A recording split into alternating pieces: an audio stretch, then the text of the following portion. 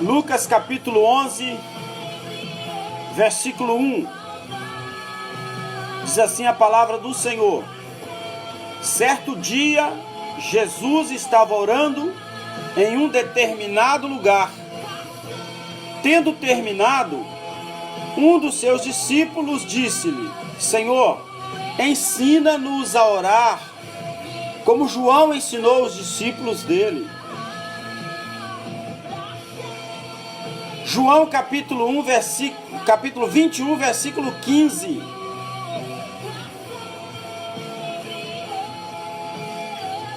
Quem é o Todo-Poderoso para que o sirvamos? Que vantagem nos dá orar a Ele? Temos alguma vantagem em falar com Deus? Que Deus é esse que nós não estamos vendo? Como diziam os egípcios ao povo de Israel lá no tempo da escravidão, como vamos falar com alguém que nós não estamos vendo? Parece loucura. Isaías capítulo 38, versículos 1 a 6. Naqueles dias, Ezequias ficou doente, à beira da morte. O profeta Isaías, filho de Amós, foi visitá-lo e disse: assim diz o Senhor, ponha a sua casa em ordem, porque você vai morrer, não se recuperará. Ezequias virou o rosto para a parede e orou ao Senhor: lembra-te, Senhor, de como tenho te servido com fidelidade, com devoção sincera, e tenho feito tudo o que aprovas. Ezequias chorou amargamente. Então a palavra do Senhor veio a Isaías: vá dizer a Ezequias, assim diz o Senhor, o Deus de seu antepassado Davi, ouviu a sua oração, viu as suas lágrimas. Acrescentarei 15 anos à sua vida. E eu livrarei você e esta cidade das mãos do rei da Síria. Eu defenderei esta cidade. Vale a pena orar a Deus? A história do rei Ezequias mostra-nos um momento de introspecção, um momento em que era ele e Deus. O limite dele havia chegado. A palavra profética sobre a vida dele não era de bênção, era de morte. Deus havia determinado que estava chegado o fim dos seus dias. A Bíblia nos diz que em meio a toda aquela tormenta, ele não entrou em desespero. Ele foi para o seu quarto, virou-se para a parede, orou e chorou amargamente. Deus ouviu a sua oração, viu as suas lágrimas, e antes que Isaías acabasse de sair do terreiro ali, do pátio, de onde ele tinha ido falar com o rei, antes de sair do pátio do Palácio Real, Deus então ordenou: volta e fala a Ezequias que eu ouvi a sua oração e vi as suas lágrimas. O rei se humilhou. O rei orou ao Senhor, voltou à sua situação, o seu problema, a sua dificuldade, as suas circunstâncias, os seus limites, suas ansiedades, suas angústias, lançou tudo ao Senhor em oração.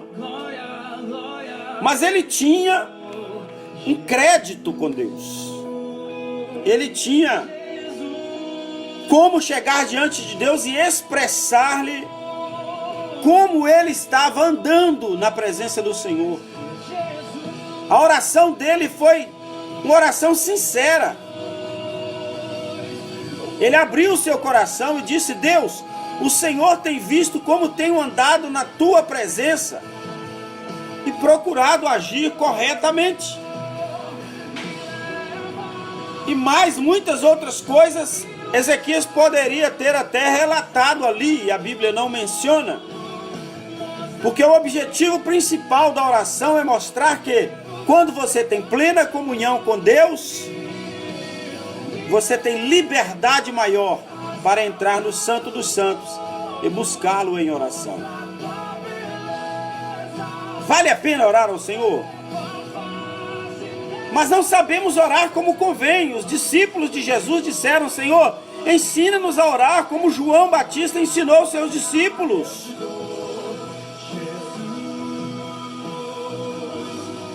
Lucas capítulo 11, versículo 1 está dizendo: E aconteceu que, estando ele a orar num certo lugar, quando acabou, um dos seus discípulos lhe disse: Senhor, ensina-nos a orar, como também João ensinou aos seus discípulos. Como devemos orar? Há uma fórmula, uma maneira específica, pronta, preparada, e só aquela maneira que será a oração atendida, ouvida pelo Senhor? Queridos, vamos analisar então o que nos mostra a palavra do Senhor em várias situações de oração. Daniel orava 3 vezes ao dia. Orava deitado, em forma de X, braços e mãos estendidas, deitado em um tapete, na sua janela, que dava de frente para a cidade.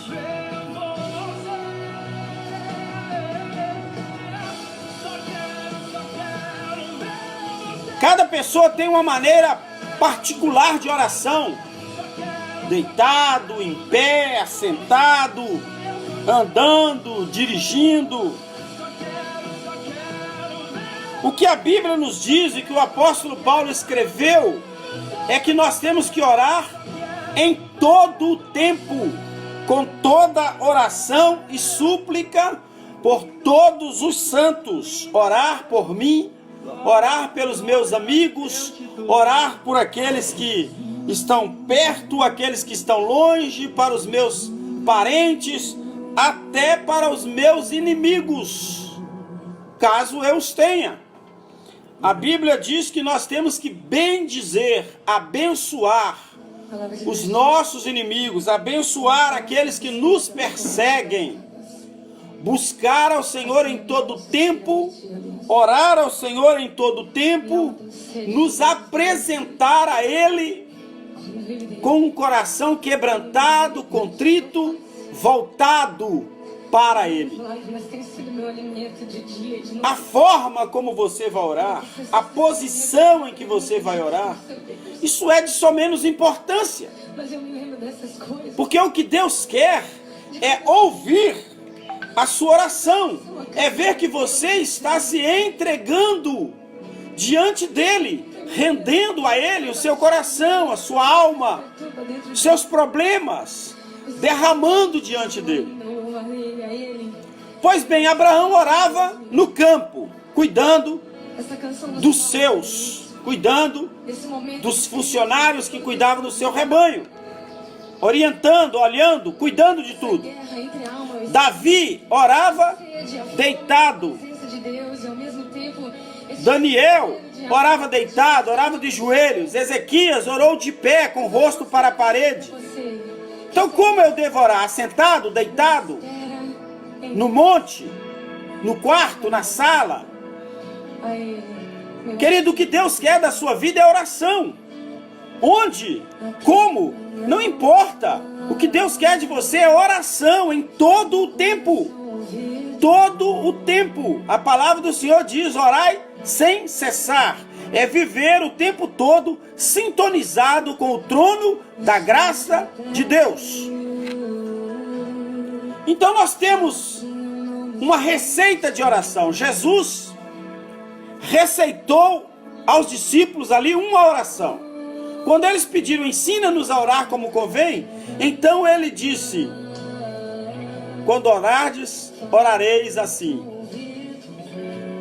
Pai nosso que está no céu, santificado seja o teu nome. Venha o teu reino. Seja feita a tua vontade, tanto na terra como no céu. O pão nosso de cada dia nos dá hoje. Perdoa as nossas dívidas, assim como nós perdoamos aos nossos devedores. Não nos induzas à tentação, mas livra-nos de todo o mal, pois teu é o reino, poder e glória para sempre. Isso é oração?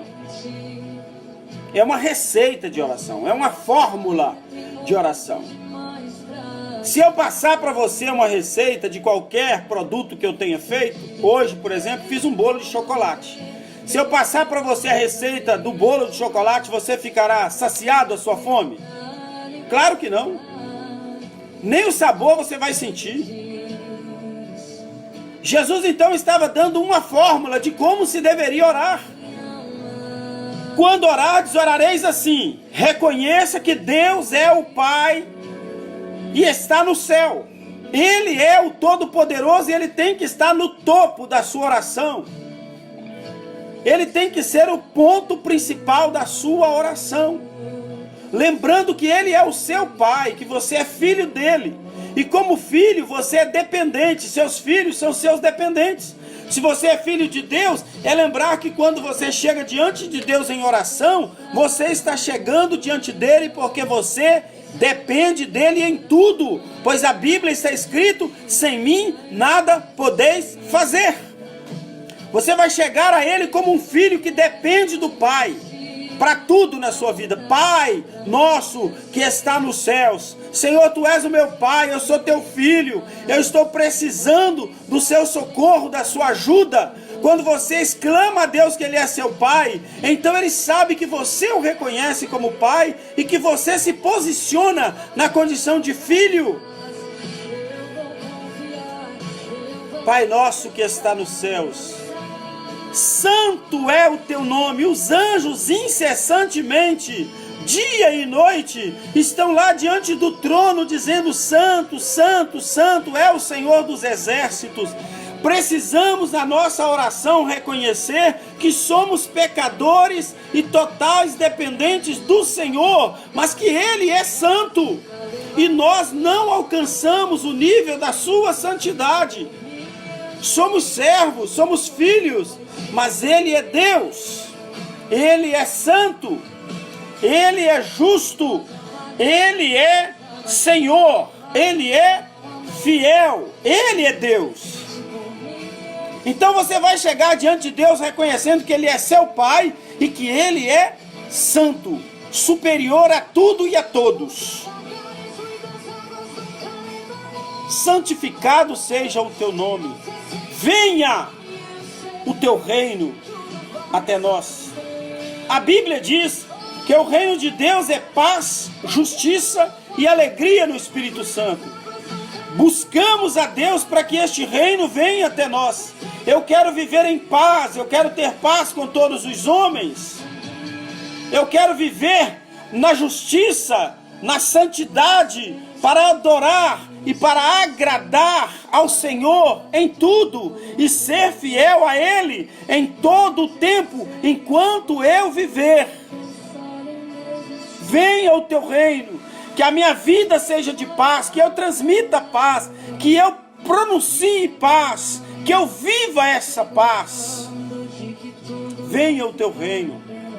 Seja feita a tua vontade aqui na terra, assim como no céu. Que eu possa, Senhor querido, viver na mesma atmosfera celestial, no mesmo nível, na mesma sintonia, no mesmo propósito que os anjos do Senhor o adoram, fazendo a tua vontade acima de tudo e acima de todas as minhas vontades.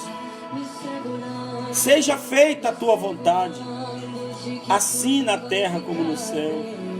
O pão nosso, Senhor, de cada dia nos dá hoje. Senhor, eu sou dependente do Senhor, eu preciso de sustento na minha vida. Me dê o pão de cada dia, me dê condição, força, saúde, capacidade, disponibilidade para adquirir o pão de cada dia, porque o Senhor é quem me faz ser sustentado dia a dia. Eu dependo do Senhor. O pão nosso de cada dia nos dá hoje. Hoje, amanhã eu tenho que pedir de novo, orar de novo, agradecer de novo, adorar de novo. É dia a dia. Por isso ele está dizendo o pão nosso de cada dia. A oração não pode valer para 2 dias, para uma semana, para um mês. Não. A oração tem que ser dia e dia a dia. Seja feita a tua vontade, Senhor. Assim na terra como nos céus.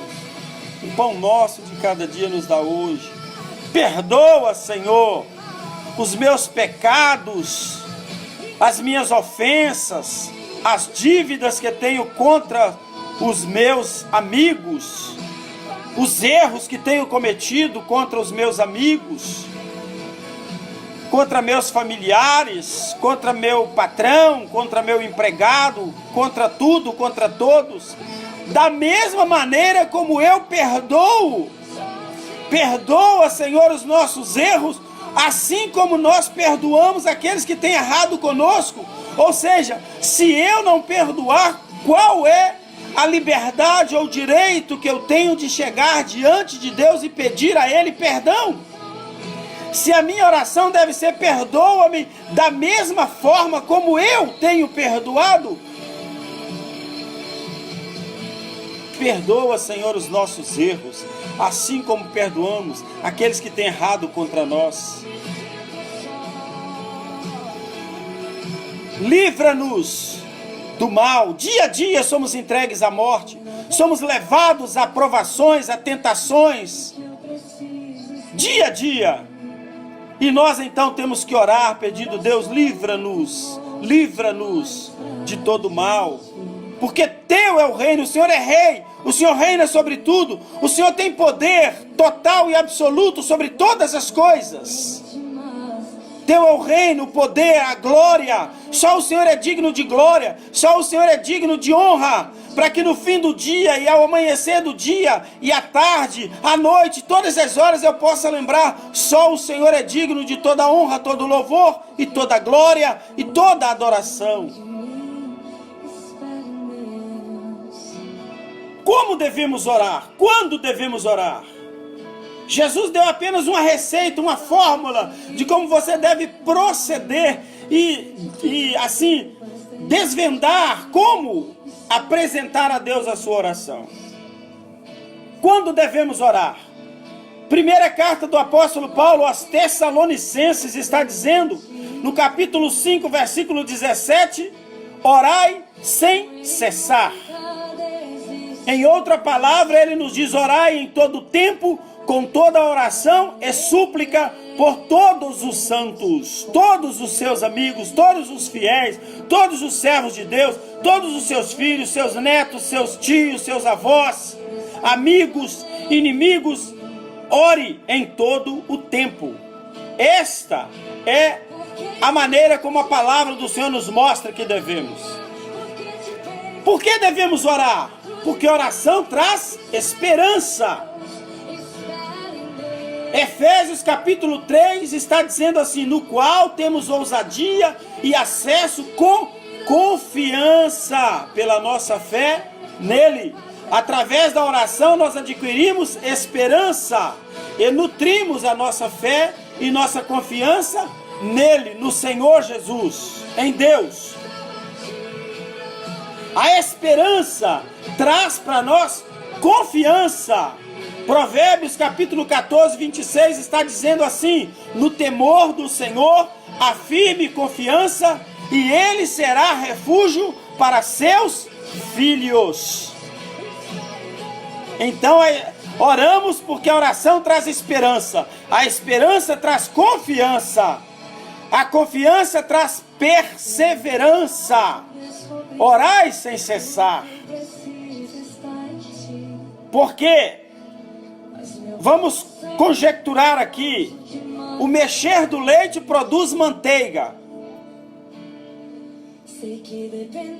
o espremer do nariz produz sangue, assim o forçar da ira produz contenda. Provérbios capítulo 30, versículo 33. o mexer do leite produz manteiga. Dá para você entender? Quanto mais você ora, mais as coisas vão fluir na sua vida. Porque a confiança vai trazer perseverança. Perseverar na oração é batalhar, é trabalhar para que daquele produto surja um novo produto. A fervura do leite e o mexer do leite e o bater o leite vai produzir a manteiga.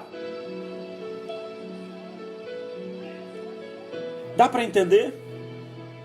Que a Bíblia está nos chamando para uma vida de constante oração, de adorar a Deus em todo o tempo? Por que devemos orar? Por quê?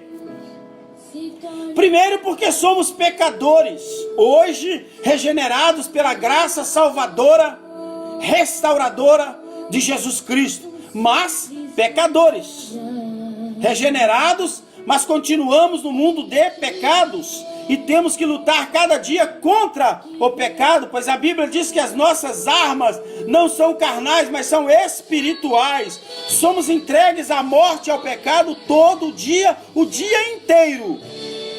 Então temos que orar: Senhor, livra-me do mal, livra-me de todo o pecado, livra-me da culpa do pecado, livra-me da condenação do pecado. Não permita, Deus, que eu caia na tentação, que ao chegar à tentação eu tenha força para me livrar dela. Por isso é que lá no Pai Nosso tem na receita de oração dizendo: livrai-nos de todo mal.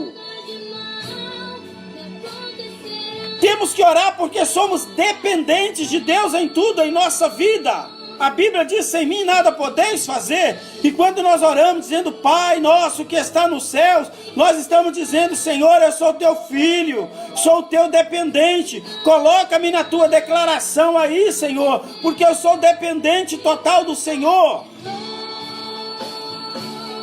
Temos que orar porque é a nossa ligação direta com Deus, é a nossa linha exclusiva, é o nosso telefone especial, e só eu tenho a intimidade de poder usar essa linha direta, a minha linha direta de oração com Deus.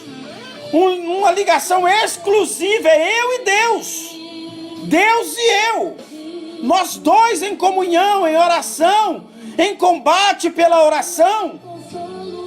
Quantas vezes em meio à madrugada nós nos encontramos em combate na oração, talvez por pessoas que nós nem estávamos lembrando, e de repente começamos a orar.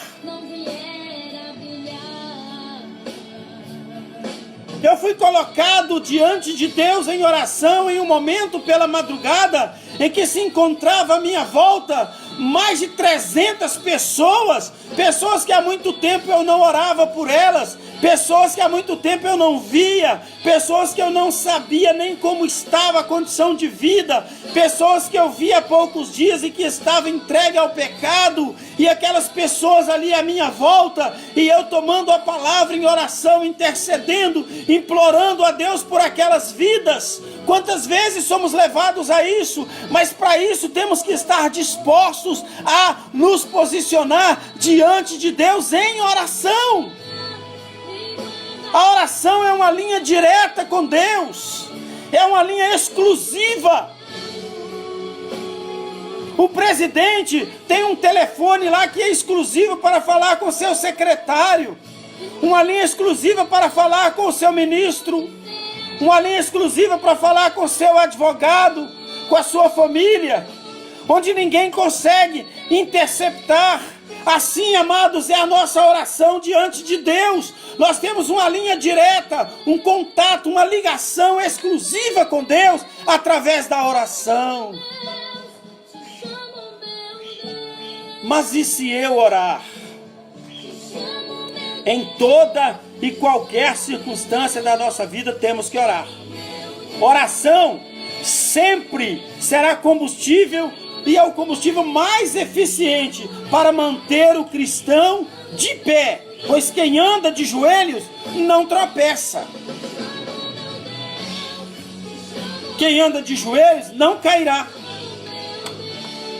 A oração traz suprimentos, provisões. Através da oração, as nossas necessidades são supridas.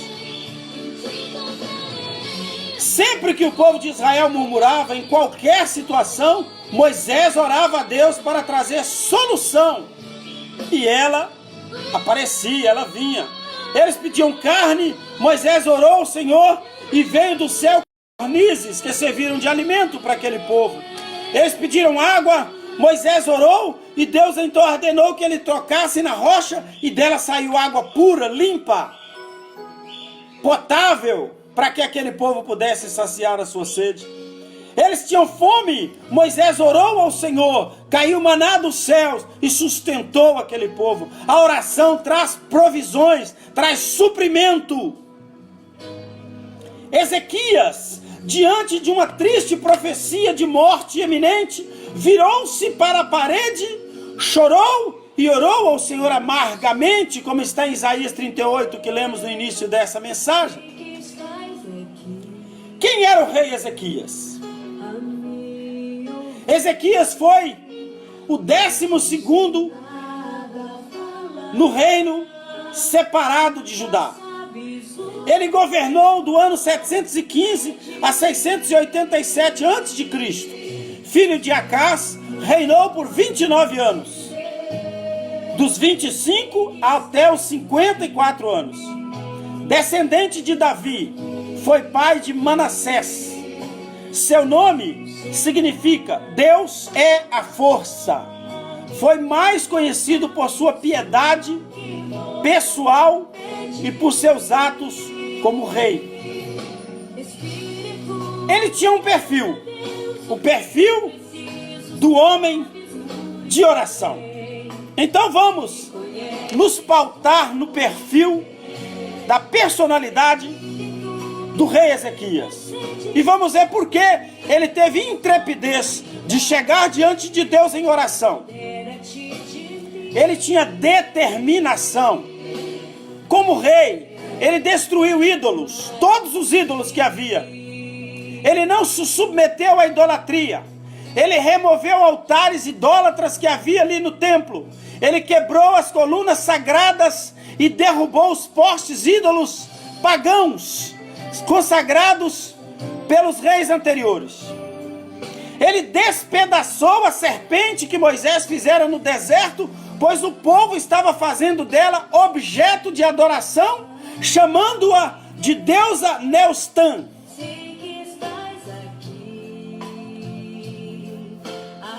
Ele tinha fé. Ele confiava apenas no Deus Todo-Poderoso, Onipotente, e não aceitou andar no caminho do seu pai Acás. Ele não concordava com as atitudes do seu pai, o rei Acás. 2 Reis 18:15. Ezequias confiava no Senhor, o Deus de Israel. Nunca houve ninguém como ele entre todos os reis de Judá, nem antes e nem depois dele. Olha, para se ter uma declaração dessa da parte do Todo-Poderoso, precisa ter muita intimidade com ele. Ele tinha firmeza, ele era um cara de caráter firme. Ele se apegou somente a Deus, mesmo em meio a toda a idolatria que vivia o reino naquela época. Ele assumiu o reinado com 25 anos de idade. E com 25 anos de idade, ele enfrentou todos aqueles que tinham idades superiores e destruiu tudo que era objeto de adoração a falsos deuses. A nação que tinha se tornado pagã, politeísta, voltou a ser monoteísta, adorar o único Deus. Ele se apegou somente a Deus. 2 Reis 18:6 diz: ele se apegou ao Senhor e não deixou de segui-lo.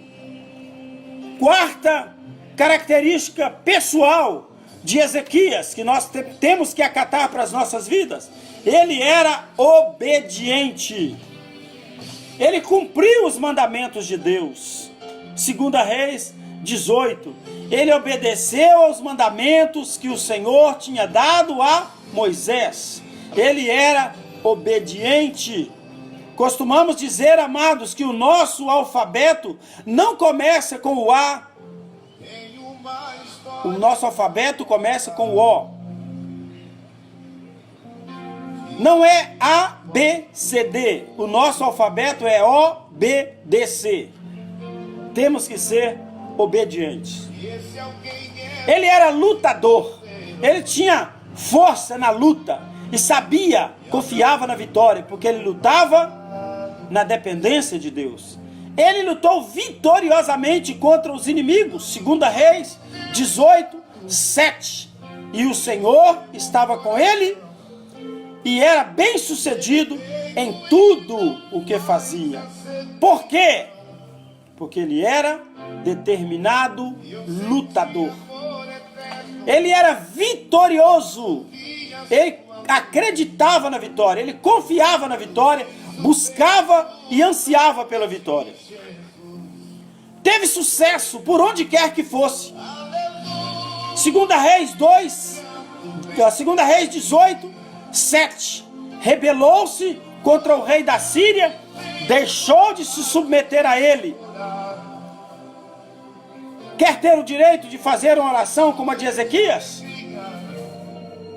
A Bíblia diz, Tiago capítulo 5, versículo 16, que a oração de um justo pode muito em seus efeitos. Para que você seja achado como o rei Ezequias, você precisa ter determinação, fé, firmeza, obediência, ser lutador e confiante na vitória. São características inerentes daqueles que se aproximam de Deus e que servem ao Senhor e que querem ter a sua oração respondida. Fidelidade, exclusividade ao Senhor. Ah, pastor, mas a Bíblia diz que Deus não ouve a pecadores e a sua palavra no início disse que nós somos todos pecadores. Sim, somos pecadores, sim. A Bíblia diz que somos pecadores dependentes de Deus. Também a Bíblia diz em João 9,31, o que eu afirmei no início, Deus não ouve a pecadores. Mas o mesmo versículo de João 9,31 está dizendo que se alguém é temente ao Senhor, a esses ele ouve.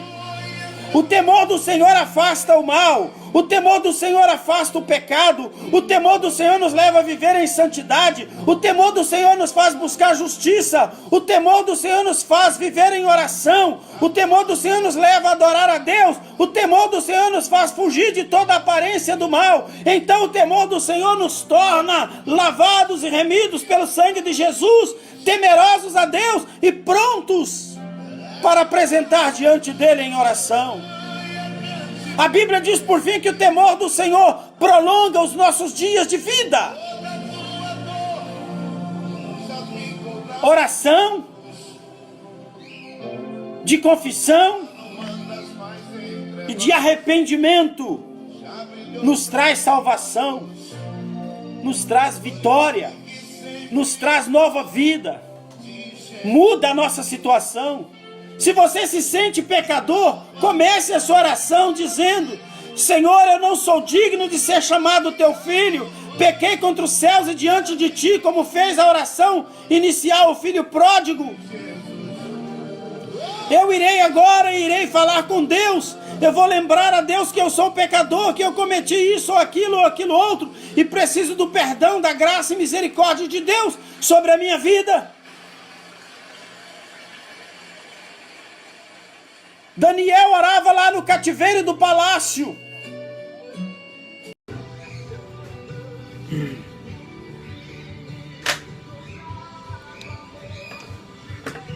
Quando Daniel estava aprisionado lá no palácio, diz a palavra do Senhor que levavam a ele as iguarias do rei. E ele rejeitava todas aquelas iguarias.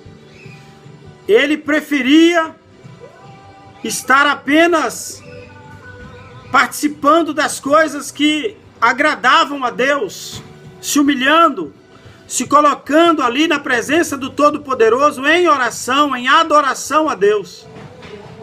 Daniel orava e não se misturava com as coisas do palácio, com as iguarias do rei. E nisso ele era abençoado, mostrava ter mais vigor e mais saúde que todos aqueles que se serviam do banquete real. A oração demonstra o poder imensurável de Deus em suprir todas as nossas necessidades. Elias orava a Deus e pela sua oração destruiu 850 profetas em um dia só no Monte Carmelo. Quando nós falamos então da oração eficaz, quando Tiago nos fala que a oração de um justo pode muito em seus efeitos, quem é justo? Se a Bíblia diz que não há um justo sequer. Note que esta passagem bíblica, o apóstolo se refere àquela pessoa que foi justificada quando recebeu o Senhor Jesus como seu único e suficiente Salvador. Todo salvo agora é justificado por Deus. Você que já entregou a sua vida a Jesus, que o recebeu como Senhor e Salvador da sua vida, foi por Ele justificado. E agora você pode ter a certeza de que seu nome está escrito no livro da vida do Cordeiro e é considerado por Deus justo, justificado dos seus pecados, sem culpa dos seus pecados. E precisa agora desfrutar dessa realidade. A palavra diz que na cruz, aquele que não conheceu o pecado, se fez pecado por nós, para que nele fôssemos feitos justiça de Deus. Em 2 Coríntios 5, 21. Ou seja, Jesus se fez pecado por nós, para que fôssemos justificados por Ele. Entenda que se você tem Jesus como seu Salvador e Senhor, se você vê Ele como um justo, Ele vê você como justo. E a sua oração é muito eficaz. E quando dizemos eficaz, referimos aos resultados que ela pode produzir através da sua vida. Existem pessoas que pensam da seguinte maneira: quando vão orar por um doente, será que o enfermo receberá a cura? Será que Deus ouvirá a minha oração? Querido, se você é justificado por Deus, jamais deve pensar desta maneira em relação à sua oração, porque a palavra te colocou justificado e diz que a oração de um justo pode muito em seus efeitos, e você precisa acreditar que Deus ouve e responderá à sua oração. Na verdade, muitas pessoas que deveriam ser justos têm apenas uma religião cristã como referência.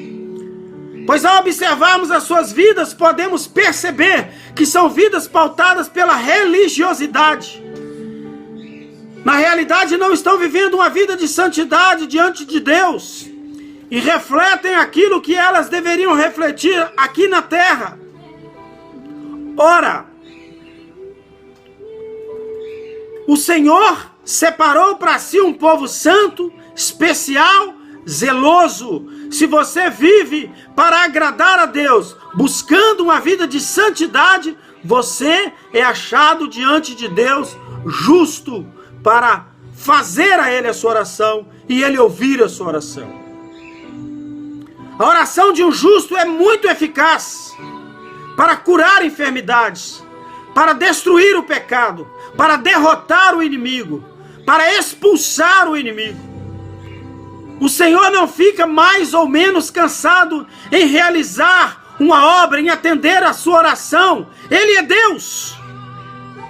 Jamais se esqueça que na cruz Jesus levou não apenas os nossos pecados, mas também as nossas dores, as nossas enfermidades, inclusive as dores que atingem nossa alma, como a culpa pelo pecado, o remorso, a angústia, a injustiça.